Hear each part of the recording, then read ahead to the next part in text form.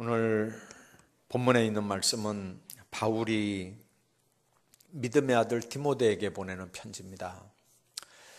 이제 얼마 있다가 자기가 로마로 가고 거기 가면 이제 죽어서 다시는 사역을 못할 것 같다고 하는 확신이 딱 드니까 이제 어떻게 이 디모데에게 부탁을 하고 권면을 해야 되는지, 사역을 어떻게 일임을 해야 되는지에 대한 부분들을 정말 분명하게 이렇게 말씀을 하는 겁니다.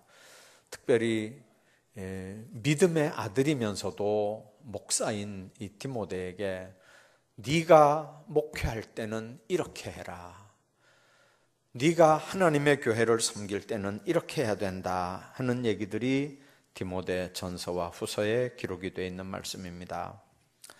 그러면서 오늘 3절부터 있는 말씀들은 바울이 이 디모데를 생각만 하면 인간적으로 눈물이 납니다. 애처롭고 그러면서도 또 든든하고. 근데 왜 그러냐면 5절에 그 이유를 설명합니다. 네 속에 있는 거짓이 없는 믿음이 있음을 생각하고. 여러분들, 이 말이 뭔 말입니까? 거짓이 없는 믿음. 그 말은 거짓된 믿음도 있다는 얘기잖아요. 이 거짓이라고 하는 말은요, 허상이라는 말입니다. 허상. 사막을 이렇게 횡단하는 사람들 얘기 들어보면 너무 갈증이 나고 피곤하고 힘들면 그냥 저 앞에 오아시스가 보인대요. 그래서 그 헛보이는 오아시스를 향해서, 전력을 향해서 가는데, 가다가 보면 눈앞에 1km 앞에 있어야 되는 오아시스가 또 앞으로 1km 또 밖에 있고, 이제 그렇게 따라가다가 기진맥진해서 이제 그 모래 사막에서 비참하게 죽는다는 얘기거든요. 주님 안에서 우리가 생각해야 되는 비밀, 거짓이 없는 믿음이 아니고 확신하는 믿음입니다. 이 확신하는 믿음은 어디서 생기냐면 확신하는 말씀에서 오는 겁니다. 믿음은 들음에서 나는 거고요, 들음은 그리스도의 말씀으로 나오는 거기 때문에 우리가 믿음이 확실하냐 안 하냐 하는 건 우리가 말씀을 어떻게 받아들였느냐 하는 걸로 구분이 되는 거고요, 그 믿음이 진짜인가 아닌가 하는 걸 보면 환난의 장소에 딱 가서 보면 금방 알아냅니다. 지금도 여러분들 경기도 지역에 그 제암리라고 하는 데가 있습니다. 그 지역에 가보면 그 일제시대 때도 그랬고 6.25 때도, 특히 이제 일제시대 때 이 감리교인데 우리 교회 한 반쯤 돼요. 예배당이 좀 되는 교회인데 앞뒤로 일본 군인들이 총을 들고 들어와 가지고요, 예배드리는 한 70명을요 그냥 몽땅 다 사살을 했습니다. 그러니까 그 작은 동네에 한 교회에서 한 70명이 이렇게 한꺼번에 죽으니까 누구든지 다 연결되잖아요. 그러니까 동네 전체가 그냥 한 5일 동안 초상을 치렀다는 그런 그 얘기가 있고요. 그 내용들이 이렇게 그 동네를 설명하는 입구 들어가면 이렇게 표지판에 이렇게 기록이 돼 있어요. 그래서 국가에서는 그걸 기념물로 이렇게 보존을 지금 하고 있거든요. 예배당은 그 옆에 국가에서 따로 이렇게 지어줬어요. 그리고 이제 그 옛날에 그 사고 났던 그 죽임을 당했던 그 교회는 이렇게 문화재 관리국에서 나와서 이렇게 보존하는 그런 일들이 그 제암리교회에 있습니다. 저는 성서신학원 학생들 데리고 거기 몇 번 가봤는데 갈 때마다 느끼는 게 뭐냐면 그 전에 뉴스가 다 있었대요. 틀림없이 오늘 밤에는 일본 순사들이 와서 예수 믿는다고 하는 이유 하나만으로 다 죽을 수도 있다는 걸 다 교인들이 알았다는 거죠.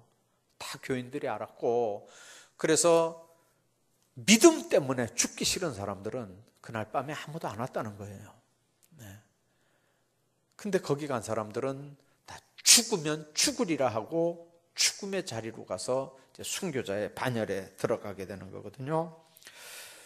어떨 때는 저는 이제 터키를 나중에 한번 꼭 이제 가보려고 생각을 합니다만은, 지금은 그 여행 무슨 자제 구역인가 뭐 여행 조심해서 하라고 이렇게 이제 하기 때문에 못 갑니다만은, 우리 당회에서 한번 가보려고 하다가도 이제 정부에서 그렇게 못 가는 지역으로 이렇게 분류가 되어 있는 지역이라서 당에서도 사실 못 갔거든요.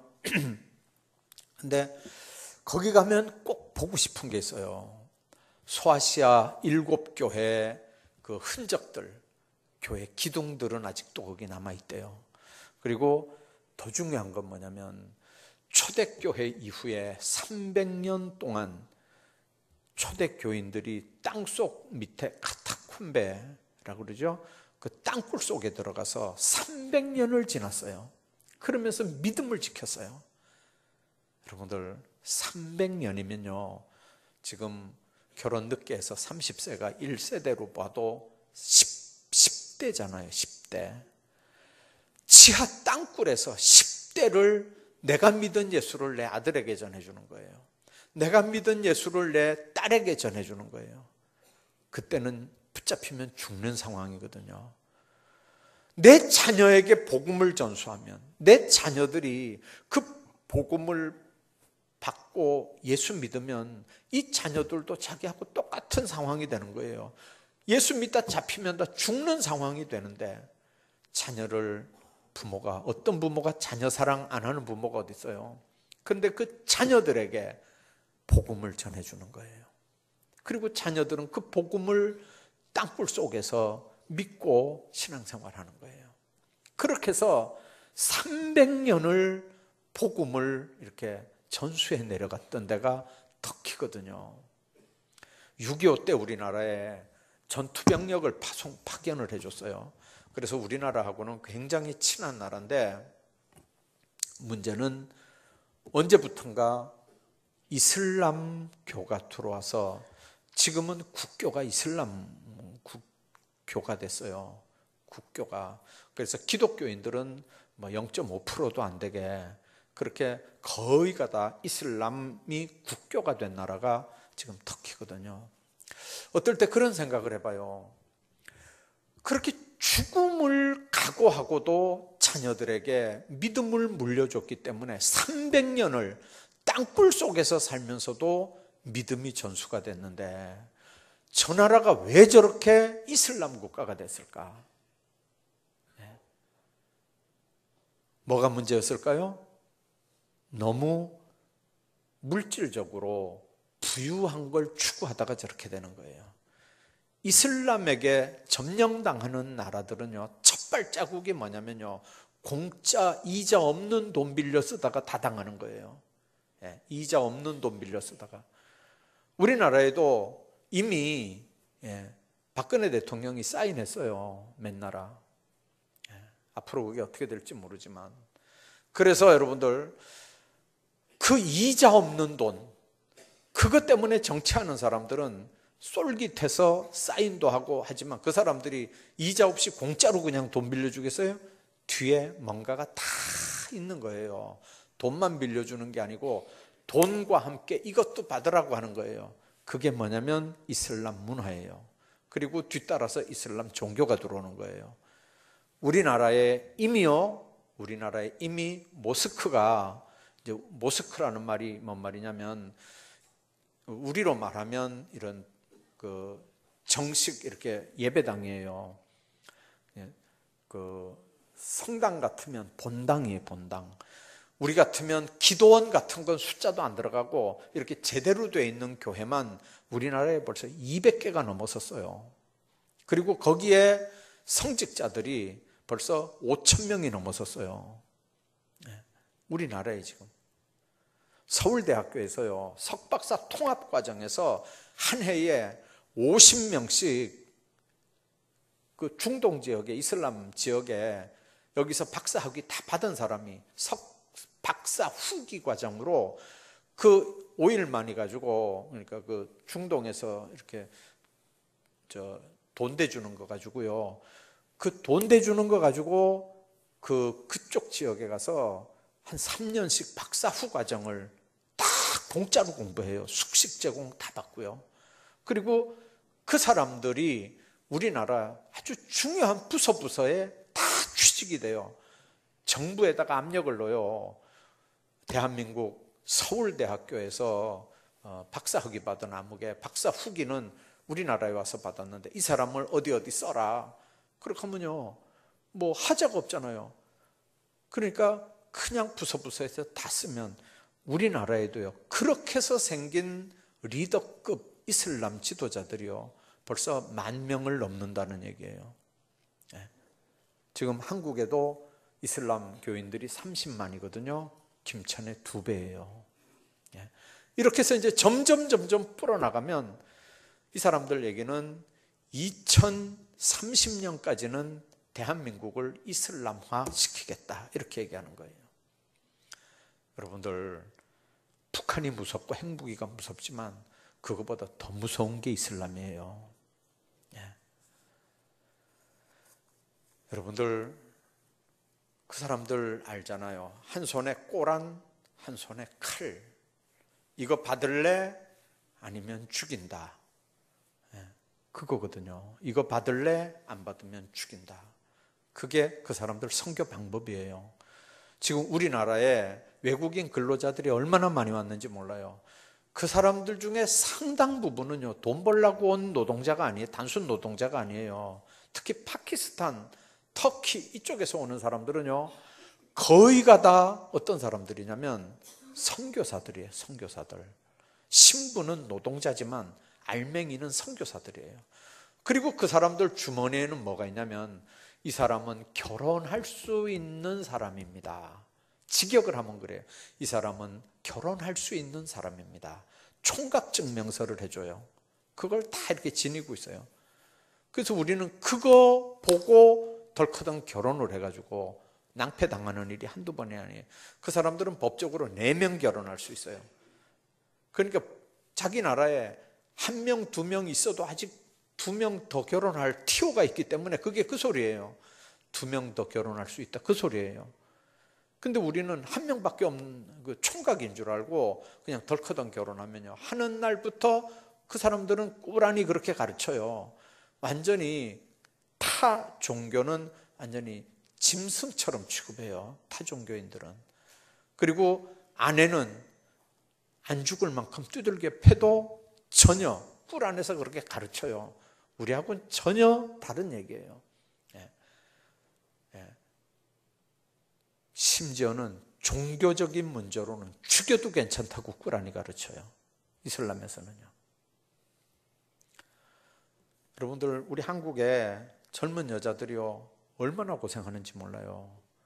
이게 지금 정부하고도 관계가 있고 이게 얽히고 설키고 있어서 이게 다 얘기를 못하지만요 이 이슬람이 들어와서 이게 정신적으로 종교적으로 피폐하는 이 어려운 모습들이 지금 우리나라에 김정은 사건보다 더 무서운 사건으로 지금 들어와 있어요. 문제는 뭐냐면 이런 상황에서 디모데 보고 바울이 그러는 거예요. 디모데야, 네가 이런 상황에서 이렇게 목회하라는 거예요. 어떻게 하냐면 거짓 없는 믿음이 너에게 있는 것처럼. 그 믿음이 어디서 왔냐면 내 외조모로 있어와 네 어머니 속에 있더니 이 믿음이 너에게도 있구나 그 소리예요. 너에게 있는 이 거짓 없는 믿음, 이 믿음은 네 어머니에게서 물려받은 거고 그 어머니의 믿음은 바로 외조모에게서 물려받은 거다 그 말이에요. 우리가 주님 안에서 하나님 앞에 꼭 기억해야 되는 게 있습니다. 어떨 때 저는 그런 생각하거든요. 지금 만일 여러분들 가운데 세상을 떠나면 여러분들 장례식이 기독교식으로 안 될 가정들도 의외로 많아요. 여러분들이 인정하든 말든 여러분들이 지금 딱 돌아가시면 여러분들 가정에 여러분들 장례식이 기독교식으로 안 치러질 가정도 한두 집이 아니라니까요 지금요. 뭐 장례식이야 뭐 어떻겠습니까? 그렇게 얘기하는 사람 있을지 몰라도 그러나 더 중요한 건 그러나 그 믿음이 얼마나 아랫대로 유산으로 상속이 되느냐 하는 거죠. 여러분들 하나님을 찾아 손선 섬기는 가정을 이루어 가시기를 주의 이름으로 축복합니다. 하나님을 경외하는 하나님의 사람들이 돼야 됩니다. 부모님들이요, 형식적으로 신앙생활하면요 절대로 자녀들 신앙도 형식적이 됩니다. 여러분들 부모들이 집에서 교회에 대해서 험담을 하고 목사에 대해서, 장로에 대해서, 권사에 대해서, 교회 일에 대해서 자녀들 앞에 앉혀놓고 부정적인 얘기하면요 그건 자녀들을 죽이는 독약이 되는 거예요. 여러분들 혼자 교회를 욕해요. 혼자 목사 장로 욕해요. 자녀들 듣는 데서 하지 말고. 그건 여러분들 자녀들을 죽이는 일이에요. 여러분들 어렸을 때 그 소리 들으면서 자라면서 교회 가고 싶겠어요? 제가 언제 한번 얘기했잖아요. 이 김천대학교 가니까 아이들이 전국에서 다 모여들었어요. 그 내가 어떨 때 그런 얘기해요. 야, 그 동네는 대학 없냐? 4년제 대학? 야, 그 동네는 4년제 대학이 없냐? 그러니까 다 있대요. 근데 임마 4년제, 너 동네에 있는 4년제 대학 놔두고 왜 여기까지 왔냐? 그러니까 씩 웃으면서 에이, 바람도 좀 쐬야죠. 이래. 바람도 집에 있으면 그냥 부모들만 보면 숨이 콱콱 막히나 봐요, 그냥. 그러니까 고등학교 3학년 동안 잔소리 들었으니까요 그냥 부모 꼴 안 보고 싶다는 얘기거든요. 어떤 집에서는 그랬대요. 요즘에 집에서 최고 센 아이들이 누군지 아세요? 옛날에는 고3들이었어요. 근데 요즘에는 집집마다 최고 센 아이들이 누구냐면요 중학교 2학년이에요. 이거는 중학교 2학년은 아래 위도 없고 이건 최고 세요. 집안에서 이건 뭐 해달라는 거 다 해줘야 되죠. 투정 다 들어도 하도 당하다가 안 되니까 나중에 엄마가 막 뭐라 했나 봐요. 그러니까 막 딸이 신경질 내면서 사춘기인데 엄마는 그것도 이해 못하냐고 막 자기가 사춘기라는 거예요. 그러니까 엄마가 쌓였던 게 팍 폭발이 되는 거예요. 막 그러면서 이 여자 밑에 니은아, 나는 갱년기다. 그래가 이겼대요. 사춘기를 갱년기가 이겼다 그러잖아요. 여러분들 엄마가 그래 이제 이겨놓고 나면 뭘 하겠다는 거예요. 그러면 그래서 이겨놓고 나면 그럼 이제 이겨놓고 나면 뭘 하겠어요? 어떤 집은 그랬다 그러잖아요. 아이고 어머니요, 어머니만 천국 가십시오. 아이고 어떻게 또 천국까지 가서 엄마하고 또 만나야 됩니까? 아휴, 난 엄마 가는 천국이라면 안 가겠습니다. 엄마만 가십시오. 나는 여러분들 엄마가 천국 간다니까 나는 천국도 싫다는 거예요. 엄마 때문에. 그러면 여러분들 웃자고 하는 얘기가 아니고요 심각하게 한번 생각하셔야 돼요. 심각하게. 여러분들이 가정생활을 어떻게 하고 있는지, 자녀들을 어떻게 대하고 있는지, 이런 상황에서 믿음이 상속되고 유산이 될 건지 이걸 한번 생각해 보라고요.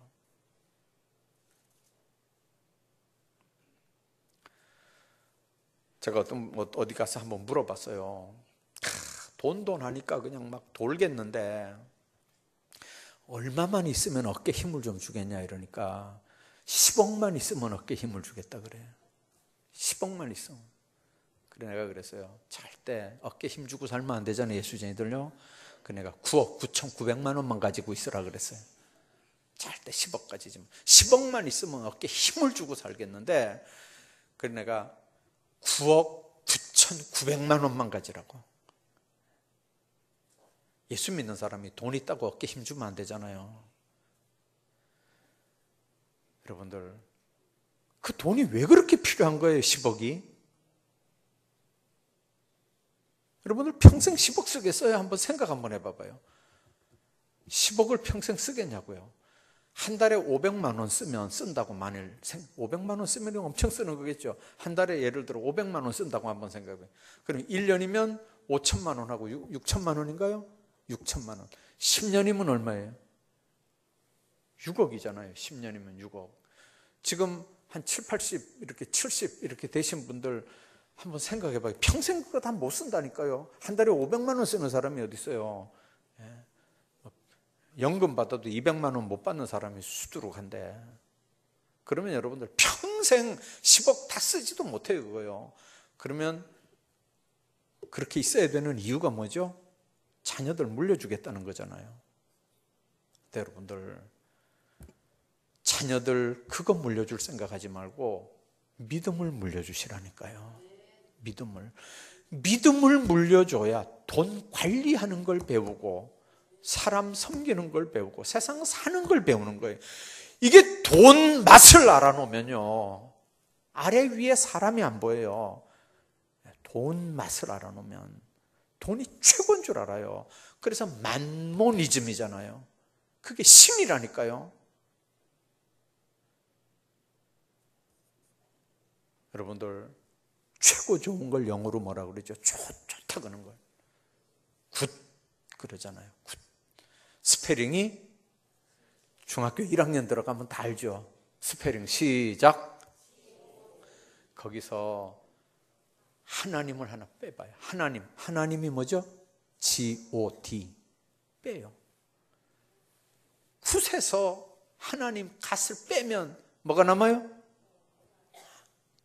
동그라미 하나 남는 거예요. 아무것도 없어요. 하나님이 있으니까 굿이지, 좋지. 거기서 하나님 빠지면요, 돈은 뭐 필요하고 건강은 뭐 필요하고 명예는 뭐 필요하고 뭐 필요해요? 다요. 여러분들, 뭐가 그렇게 좋은 건데요, 세상에? 예? 거기 하나님 빼봐요. 뭐가 그렇게 좋은 건가? 자녀들에게 뭘 물려주려고요? 자녀들에게 뭘 물려주시려고 그럽니까? 주님 안에서 여러분들 한번 생각해 보십시오. 믿음을 물려주셔야 됩니다. 근데 그 믿음이라고 하는 게 아까 얘기한 것처럼 때로는 그 믿음 때문에 죽을 수도 있어요. 그 믿음 때문에 손해볼 때가 얼마나 많은지 몰라요. 그럼에도 그걸 물려주는 이유가 뭐죠? 그 손해보다 더 중요하고, 그리고 그 어려움 당하는 일들보다 더 귀한 것들이 믿음에 있기 때문에 그걸 물려주는 거예요. 그거 물려받았다 죽는다 할지라도 천국에 대한 소망이 있으니까 내 자녀에게 그걸 물려주는 거예요. 죽는다고만 생각하면 그건 물려주겠어요? 고난당하는 일이라고만 생각하면 그 믿음 물려주겠어요? 그러나 고난 뒤에는 영광이고 죽음 뒤에는 부활이고 천국이고 순교자가 쓸 면류관이 거기 있으니까, 그러니까 그건 물려주는 거예요. 여러분들, 주님 안에서 뭘 유산으로 물려줘야 되는지를 생각하십시오. 기도 생활에 힘쓰는 모습을 자녀들에게 물려주시기 바랍니다. 어려운 문제 생기면 담배 찾고 술 찾고 하는 모습 보여주지 말고, 어떤 사람이 그랬대요. 어떤 사람이 담배 끊은 지가 오래됐는데 너무 속상해서 한 대 피웠다고요. 그리고 한 대 피우고 나니까 그 다음에 계속 또 피우게 되는 거예요. 그게 죄다 아니다, 그 얘기 하려고 하는 거 아니에요. 여러분들, 왜 어려운 문제가 생기면 담배를 찾냐고요? 엎드려서 기도를 할 생각을 해야지. 왜 문제가 생기면 교회 와서 엎드려서 기도할 생각을 해야 되지, 왜 술을 찾냐고요? 어려운 문제가 생기면 여러분들 뭘 찾습니까? 주님 찾나요? 성경 찾나요? 기도하나요? 주님 앞에 매달리나요? 그건 여러분들과 하나님의 모습이지만 안 보는 것 같아도 여러분들 자녀들이 그거 보면서 크는 거예요. 우리 엄마가 어려울 때마다, 아까 보셨잖아요. 엄마들 모습들, 아버지 모습들 보셨죠? 그 엄마 아버지 모습에서 여러분들이 나중에 뭘 보고 뭘 찾을 겁니까? 우리 부모님들이 평생 자녀들하고 같이 있지 못하잖아요.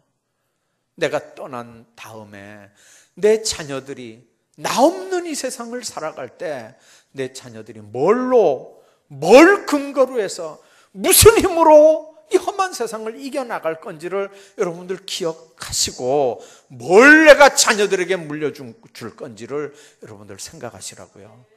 거짓 없는 믿음, 그건 바로 능력을 체험하게 하는 기적이에요. 그냥 습관적으로 시계추처럼 왔다 갔다 하는 그런 형식적인 거 말고 찬송하면서 뭔가 능력을 얻고 기도하면서 뭔가 체험을 하고 하나님 앞에 충성하고 봉사하면서 뭔가를 체험하는 이 체험적인 삶의 모습들을 내 자녀들에게 심어주는 거예요. 내 자녀가 똑같이 어려운 일을 당할 때 그 자녀들이 주님 찾을 수 있게 해줘야 될 거 아니에요. 부모가 통장 하나 덜렁 물러주고 끝나겠어요? 그런 무책임한 부모들이 어디 있어요, 이 세상에.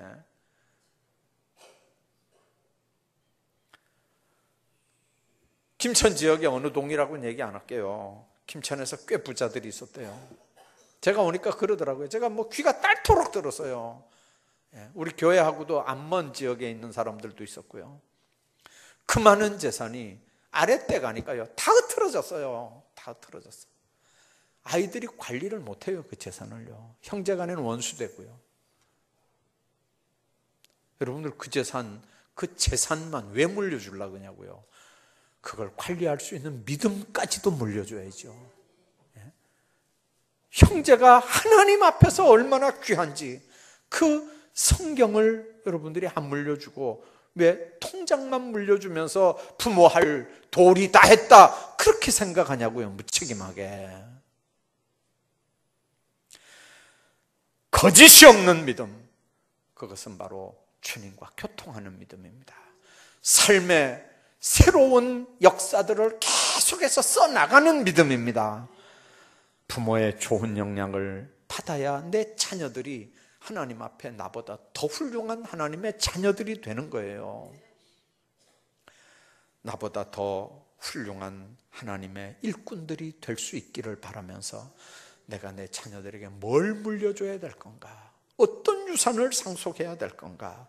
마음속에 여러분들 기억하시고, 인간적으로 나는 흙수저요, 금수저 못된 내가 죄인이지, 여러분들 예수 믿는 사람들 기준은 그게 기준이 아니에요. 내가 하나님을 물려주고 성경을 물려주고 믿음을 물려주면 세상에 그 어떤 것 물려주는 것보다도 정말 큰 거 물려주는 줄 알고 믿음의 제사장 노릇, 가정에서 제사장 사명들을 잘 감당하시기를 주의 이름으로 축복합니다.